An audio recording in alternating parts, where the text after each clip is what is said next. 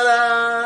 Assalamualaikum warahmatullahi wabarakatuh. Sahabat semua, biasanya apabila satu kelompok ingin menempuh sebuah perhelatan atau kontestasi, biasanya itu kan mempersolid internal. Kalau ini ada yang berbeda. Mereka malah hancur berperang di dalam internal. Ya mungkin sahabat semua udah tahu karena pernah dibahas juga di video sebelumnya ya mengenai gejolak konflik internal partai PDIP. Tapi saya nggak ngebahas mengenai lebih dalam seperti yang sebelumnya. Hanya ingin ngebahas mengenai buzzer atau buzzer RP. Siapakah buzzernya? Ya di sini yang ingin saya bahas itu pertama Eko Kuntadi. Yang jelas ya dia itu kan buzzernya pemerintah gitu kan. Tapi sekarang justru malah itu terpecah belah di internalnya sendiri. Tentu perpecahan ini tidak akan terjadi begitu saja tanpa sebab. Dan biasanya perpecahan dari suatu kelompok itu terjadi karena ada salah satu baik pihak ataupun orang itu memiliki ambisi yang berlebihan. Ya mungkin yang tersorot di sini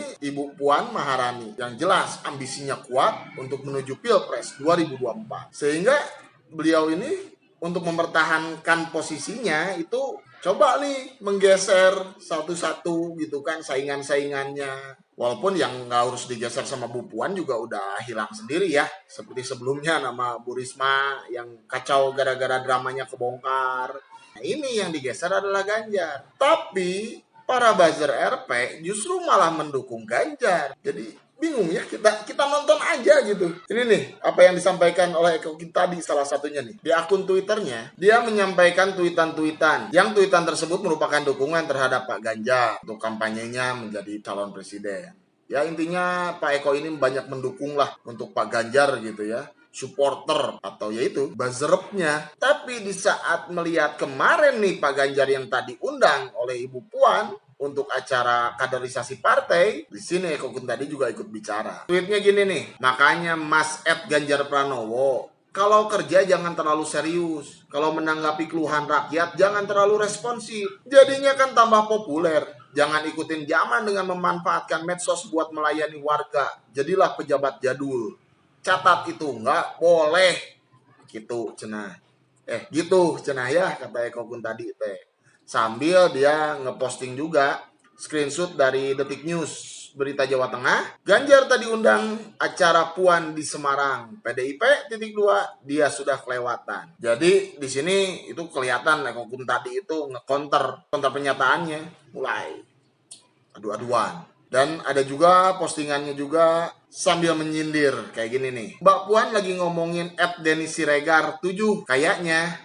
Makanya Den, lu jangan main medsos terus. Karena kan Mbak Puan itu atau Ibu Puan ini menyampaikan bahwa pemimpin itu bukan di media sosial tapi di lapangan. Ya kayak video sebelumnya juga. Contoh di lapangan kayak Bu Puan. Orang lagi ngomong menyampaikan aspirasi, matikan mic-nya. Di lapangan.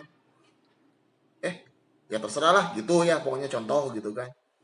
Nah itu dari Eko tadi. Kita coba lihat cuitan-cuitan yang ikutan juga nih gara-gara konflik internal, yaitu Denny Siregar. Nah di sini Denny Siregar juga sama menanggapi mengenai konfliknya Puan Maharani yang sindir pemimpin yang cuma ada di medsos. Mirip Ibu Mega dulu waktu nyindir dengan keras tentang petugas partai. Tapi pada akhirnya beliau berdamai dengan situasi. Itu cuitannya Denny Siregar ya.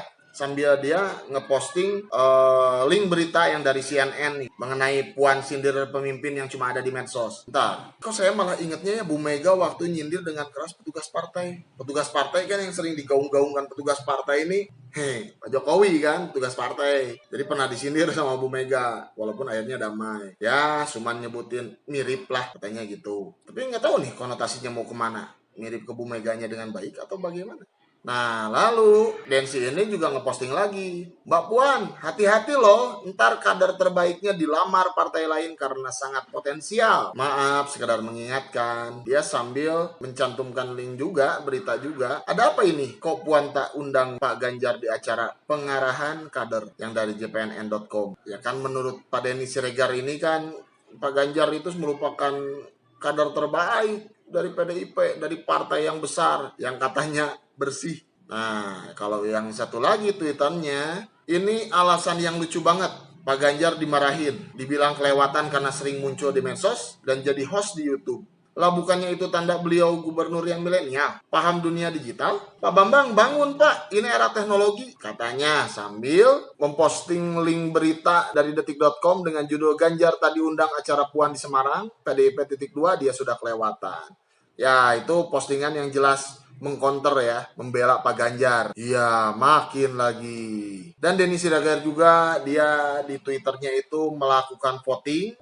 Layakkah jika Pak Ganjar jadi capres PDIP nanti di 2024? Opsinya layak banget atau nggak pantas. Di sini yang udah ngevote 20 ribuan lebih ya. Yaitu ya salah satu bentuk dukungan-dukungan dari Pak Denny Siregar juga, termasuk yang tadi nih Denny Siregar juga menanggapi saat Denny Siregar di tweet sama Eko Kun tadi nih yang Mbak Puan lagi ngomongin Denny Siregar, itu ngejawab. Terus kalau nggak di medsos, gelar buzzer RP gua hilang hilang penghasilan juga gitu ya maksudnya. Oke, nah kelihatan kan, nih para buzzer yang biasanya mendukung satu kubu secara keseluruhan, di saat mau ada kontestasi Pilpres 2024 malah jadi terpecah gara-gara ada beberapa orang yang terlalu ambisi. Dan ini para buzzernya itu ya condongnya malah jadi ngebela Pak Ganjar ya. Ini jangan-jangan dampaknya bisa lebih besar lagi. Di mana gara-gara terus perpecahan ini yang nantinya bakal disyukuri oleh warga negara Indonesia, para rakyat jelata. Maksudnya kan kalau kembali lagi, karena dulu sempat naik tentang tagar atau hashtag bubarkan partai PDIP. Ya kan kalau kayak gini nggak usah dibubarin, nanti juga bubar sendiri. Orang belum apa-apa udah pada pecah ya nggak? Ya semoga yang terbaik aja lah yang terjadi. Bubar, amin. Ya gitulah ya. Ya udahlah, sekian dulu dari saya ya. Mohon maaf apabila ada salah-salah kata. Wallahu a'lam bishawab. Wassalamualaikum warahmatullahi wabarakatuh. Ciao.